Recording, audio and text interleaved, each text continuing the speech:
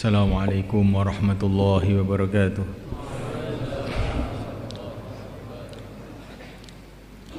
Innal hamdalillah nasta'inuhu wa nastaghfiruhu wa nu'minu bihi wa natawakkalu alayhi wa na'udzu bihi min shururi anfusina min sayyiati a'malina. من يهديه الله فلا مضل له ومن يضلل فلا هادي له. أشهد أن لا إله إلا الله وحده لا شريك له وأشهد أن سيدنا ومولانا وحبيبنا محمدا عبده ورسوله. اللهم صل وسلم وبارك عليه وعلى آله وأصحابه والتابعين لهم إلى يوم القيامة. أما بعد، فقد قال في كتابه الكريم: والذين جاهدوا فينا لنهدينهم سبلنا وإن الله لمع المحسنين.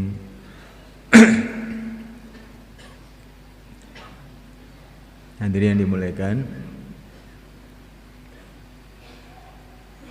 semua orang ingin kebahagiaan, keselamatan, kemuliaan, siapa saja.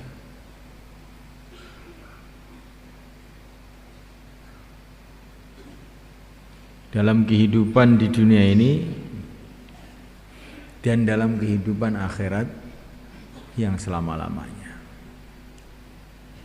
Semua orang ingin begitu. Allah Subhanahu wa ta'ala telah mengirim junjungan kita Nabi Agung Muhammad sallallahu alaihi wasallam untuk membimbing manusia ini kepada kebahagiaan dunia dan kebahagiaan kehidupannya seterusnya selama-lamanya.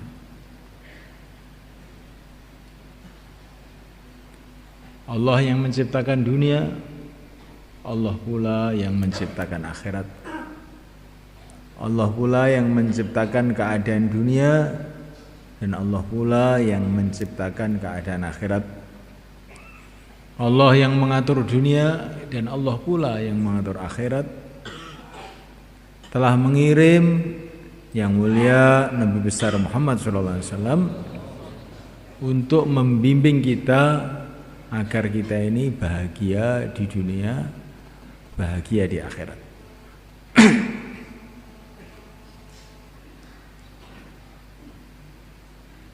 Jadi Nabi kita, Nabi Agung sallallahu alaihi wasallam diutus oleh Allah bukan untuk menyusahkan kita, bukan untuk menyulitkan kita, bukan untuk supaya dunia kita hancur hanya untuk akhirat saja, tidak. Baginda Nabi diutus oleh Allah supaya kita ini di dunia bahagia, di akhirat bahagia. Dan untuk supaya manusia itu bahagia di dunia, bahagia di akhirat,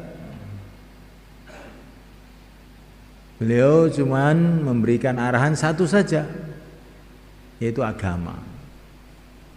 Siapa saja yang mengamalkan agama Allah dengan sungguh-sungguh, dengan komplit, sungguh-sungguh dan komplit, kafah, keseluruhan ajaran agama Allah ini dikerjakan, maka dia akan bahagia di dunia ini, bahagia di akhirat. Dia akan senantiasa ditolong oleh Allah di dunia ini dan akan ditolong oleh Allah di akhirat. Dia akan tentram di dunia ini dan tentram di akhirat. Allah telah memberikan contoh kepada kita kehidupan orang-orang yang sudah sukses, yaitu orang yang mengamalkan agama secara komplit dan sungguh-sungguh. Allah telah memberikan contoh kepada kita pribadi-pribadi yang mulia. Itulah para nabi. Para nabi ini orang yang telah mengamalkan agama secara sempurna. Maka mulai Nabi Adam sampai Nabi terakhir mereka dimuliakan oleh Allah di dunia ini. Senantiasa dibantu oleh Allah dengan nusrah ghaibiyah di dunia ini. Sebelum di akhirat.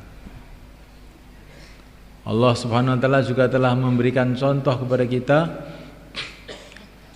keluarga-keluarga yang mengamalkan agama dengan sempurna, akhirnya mulia di dunia sebelum mulia di akhirat.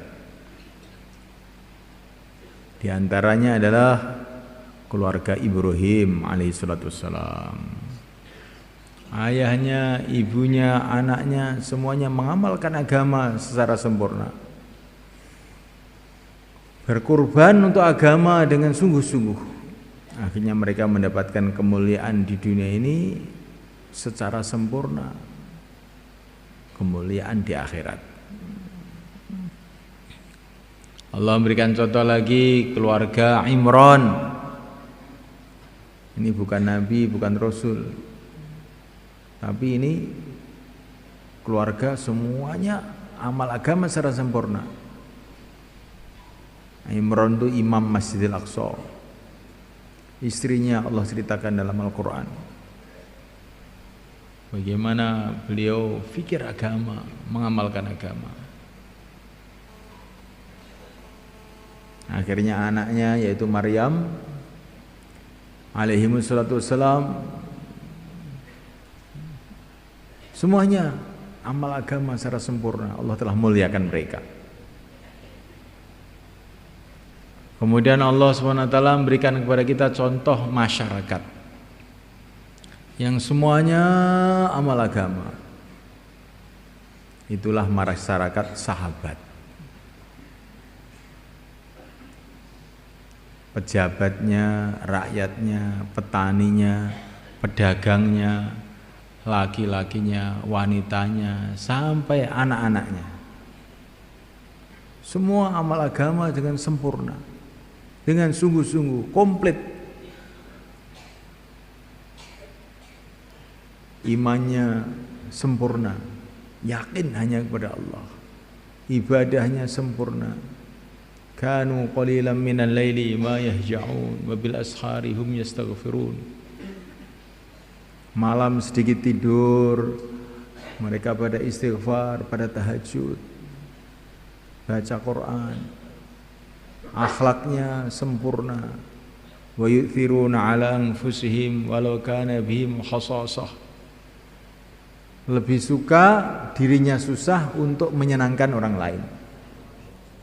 Di masyarakat sahabat. Di pasar mereka amal agama secara sempurna. Rijalun la tulhihim tijaratu wala bai'un an dzikrillah. Sambil jual beli senantiasa ingat pada Allah. Sawahnya sawah agama, untuk mengamalkan agama secara sempurna di sawahnya. Di pasarnya begitu juga, di rumahnya begitu juga, apalagi di masjidnya. Suqul muslimin, kata Sayyidina Ali, kamu sholal muslimin. Pasarnya orang Islam itu seperti musolanya orang Islam. Jadi orang Islam pada zaman itu di pasar dengan di masjid itu serupa. Di pasar ya mengamalkan agama secara sempurna, di masjid ya amalkan agama secara sempurna. Di pasar mengingati Allah, di masjid mengingati Allah. Bagaimana sekarang pasar kita? Bagaimana masjid kita? Di masjid aja kadang-kadang tidak ingat Allah. Bagaimana di pasar? Di masjid malah udut, klecas, klecis.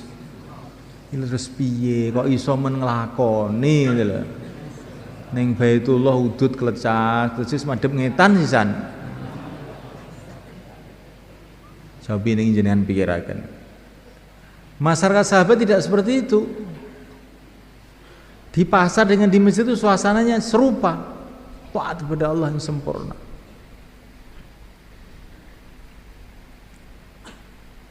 Iktikaf di masjid dengan tidur bersama istrinya pun serupa. Abdullah bin Rawahah radhiyallahu taala tidur sama istrinya nangis. Ditanya kenapa menangis? Saya teringat, katanya beliau, semua orang akan melewati sirat, tapi tidak semua selamat, hanya yang takwa saja yang selamat. Saya takut saya ini selamat apa tidak. Ini bukan di masjid, bersama istrinya pun ingat akhirat. Di mana sekarang ini kita ini di masjid pun tidak ingat akhirat.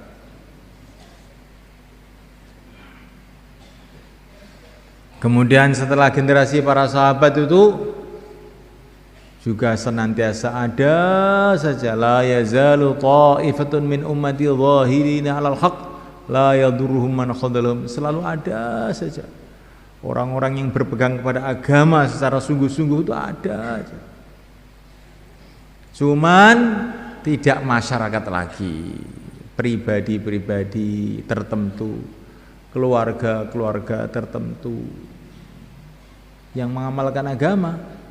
Akhirnya datang pertolongan Allah kepada orang-orang tertentu saja, tapi masyarakat Islam itu enggak ada. Ada masyarakat Islam tapi tidak mengamalkan Islam. Kalaupun ada yang mengamalkan Islam tidak komplit. Di masjidnya sholatnya cara Islam, nanti kalau keluar sudah tidak cara Islam lagi, celananya dipendekkan, ya, petita-petiti kayak orang nggak waras, ya. Kalah dengan ayam aja masih pakai celana sampai lutut, ini di atas lutut itu celananya. Nah. Siapa dia? Orang Islam,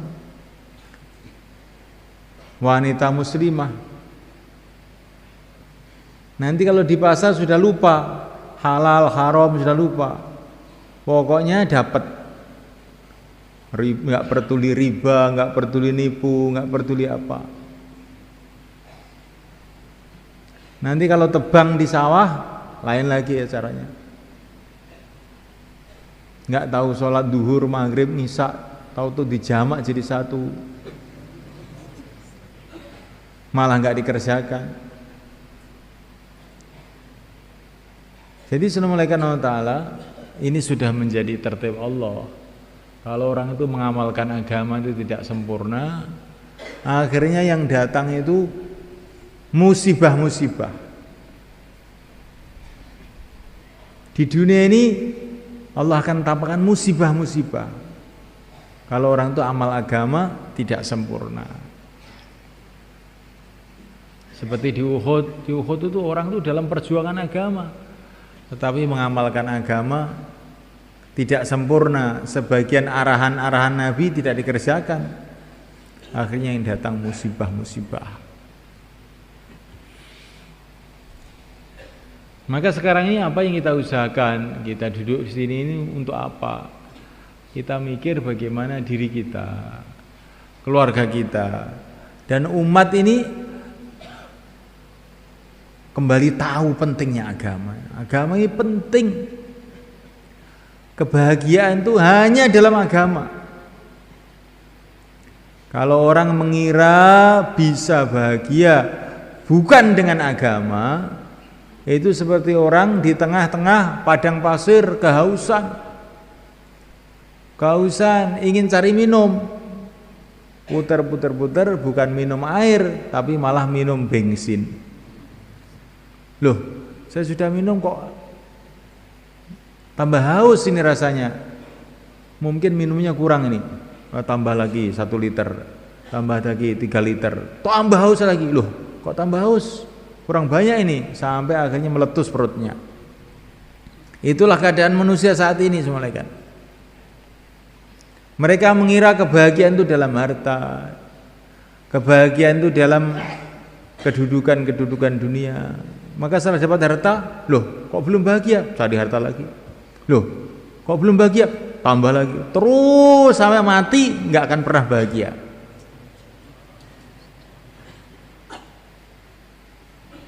Oh, yang membahagiakan itu adalah kalau jadi pejabat, maka usaha jadi pejabat.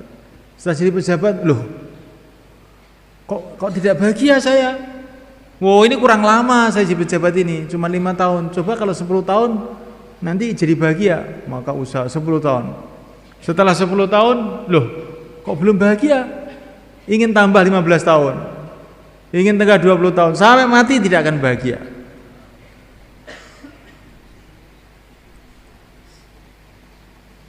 Ini masyarakat, negara sama aja sama malaikat. Orang-orang ahli teknologi, orang-orang kafir itu mengira dengan teknologi itu akan bahagia. Bikin teknologi. Loh, kok tidak selesai masalah, kok tidak bahagia? Kok orang Jepang tambah hari tambah banyak yang bunuh diri, stres. Amerika tambah hari tambah banyak utangnya. Loh, ini kok ini? Padahal itu berjuta-juta ahli ekonomi dibuat di sana. Oh, kurang pinter ya ekonomi ini. Oh, duit bikin lagi. Tidak akan pernah bahagia sampai mati. Tidak akan pernah bahagia sampai mati.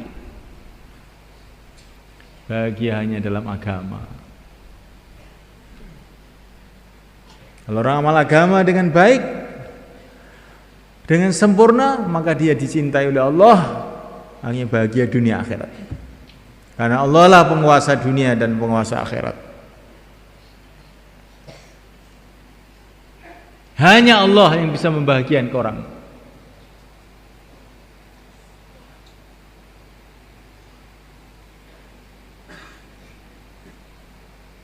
Manusia ini tidak tahu permasalahannya, mulai kebanyakan itu. Seperti orang sesek napas, saluran nafasnya itu sesek, menggeh. Maka karena saluran nafasnya sesek, dibuka jendela, pintu dibuka. Loh, kok masih sesek? Lari ke sawah, kok masih sesek saja? Itu yang membuat sesek itu bukan karena tidak ada udara, karena piponya itu buntet. Saluran nafasnya itu buntet. Kalau kamu datangkan semua angin seluruh dunia, ya akan tetap sesek terus. Begitu juga manusia ini semuanya, yang membuat keresahan, yang membuat masalah kehidupan jadi sengsara itu karena hatinya itu tidak ada iman yang sempurna. Kehidupannya tidak diridhoi oleh Allah.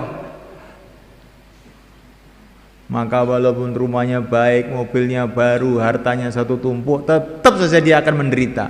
Kayak Fir'aun.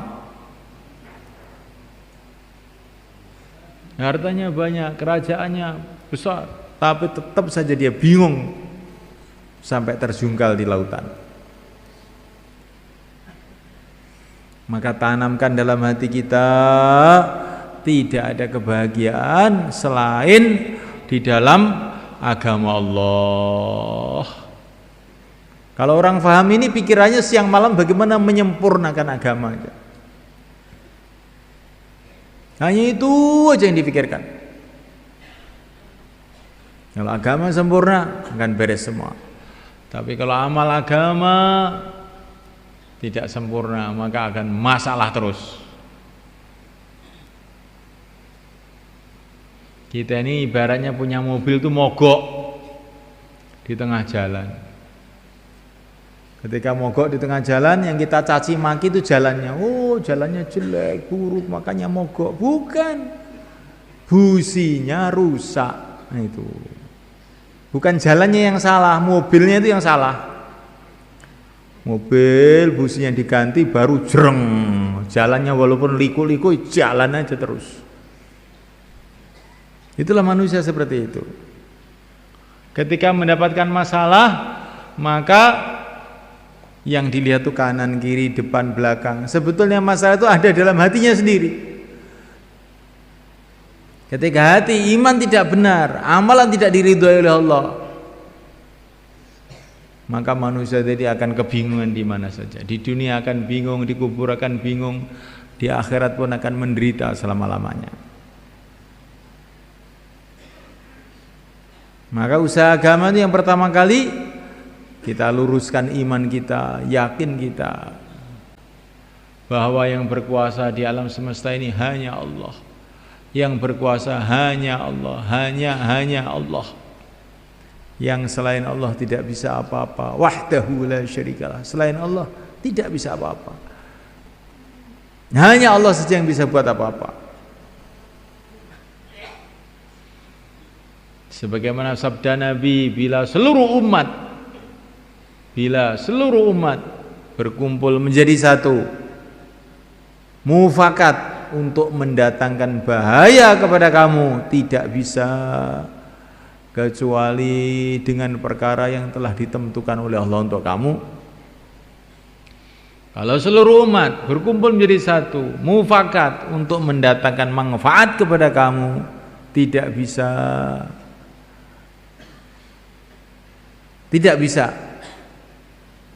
kecuali dengan perkara yang telah ditentukan oleh Allah untuk kamu. Kullay yusibana illa ma kataballahu lana.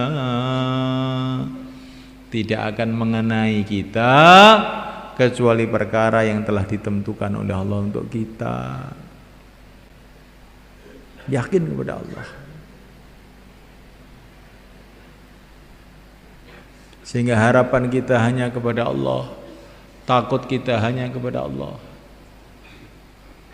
Senantiasa kita bicarakan bahwa Allah melihat kita, Allah mendengar kita, Allah bersama kita. Sehingga kita ini merasa malu kepada Allah kalau berbuat sesuatu yang tidak baik. Merasa malu kepada Allah kalau berbicara sesuatu yang tidak baik. Merasa dekat dengan Allah sehingga kita ini ayem bersama Allah kok belum merasa ayem, betul-betul kita ini jahil. Maka ketika Rasulullah melihat Sayyidina Abu Bakar resah ketika dikepung sama pasukan Quraisy di Gua Thur, maka Nabi mengatakan, la tahzan, jangan kamu bersedih hati ya Abu Bakar, innallaha ma'ana, Allah bersama kita. Orang yang merasa Allah bersama saya, hilang sedihnya.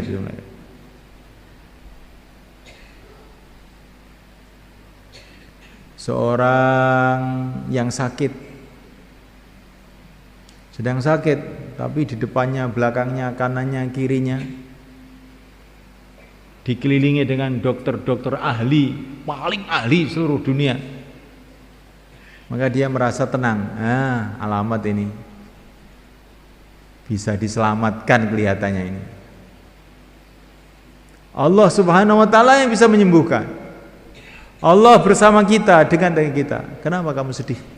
Enggak usah sedih.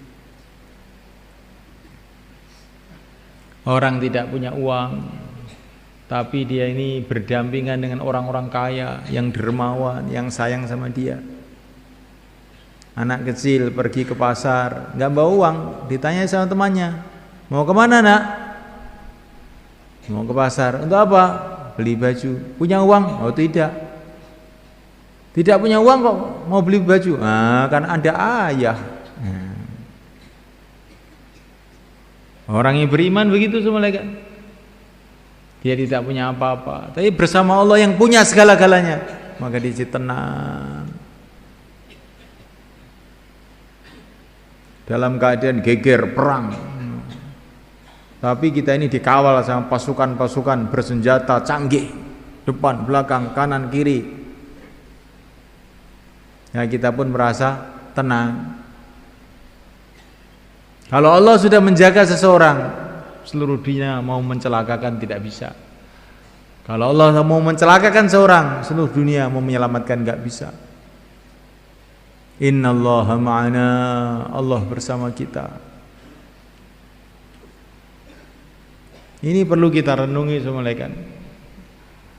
Bahwa Allah itu akan memperlakukan hambanya sesuai dengan sangkaannya kepada Allah.